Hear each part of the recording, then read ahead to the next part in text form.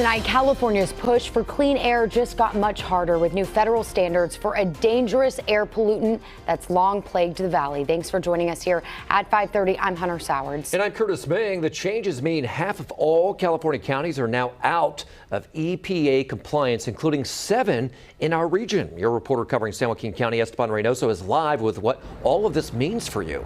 Esteban.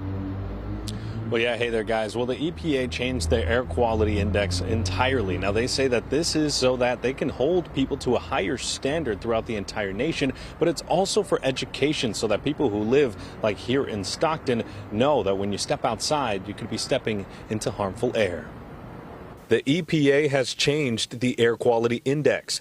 The old AQI showed if there was over 12 micrograms of particulate matter or small breathable particles in a cubic feet of air, it would start to be considered potentially unhealthy. That measure has been dropped to 9 micrograms. What this has done is it just says that the latest science shows that protecting yourself at a sensitive level is just a little bit lower. Sylvia Vanderspeck is chief of the Air Quality Planning Branch with CARB, the state's Air Resource Board. She welcomes these new changes by the EPA and says it holds the nation to a higher standard. While we know that we have some of the biggest challenges across the nation as far as particulate matter, we will strive to meet those standards. However, according to data by the EPA, if these new standards were implemented from 2020 to 2022, half of California's 58 counties had an annual average of harmful air quality. In San Joaquin County, the particulates in the air was at 12.3 on average, and in Stanislaus County, it was worse at 14.3. This could mean that in the future, California could technically see more harmful air quality days. Well, I think it's important if you're one of those sensitive people that are impacted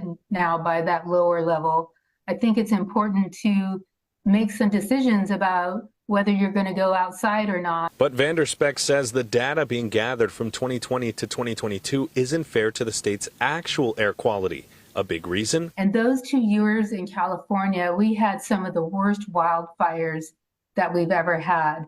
And so those bad air, that data includes the impacts from those huge wildfires. Vanderspeck says she is awaiting data from 2023 to this year because the air quality has improved from those smoky days.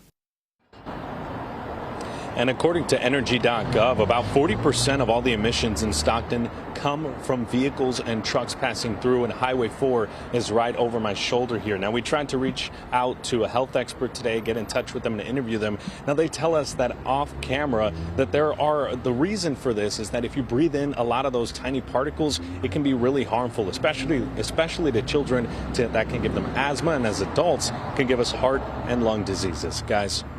All right, Esteban, thank you. We want to get to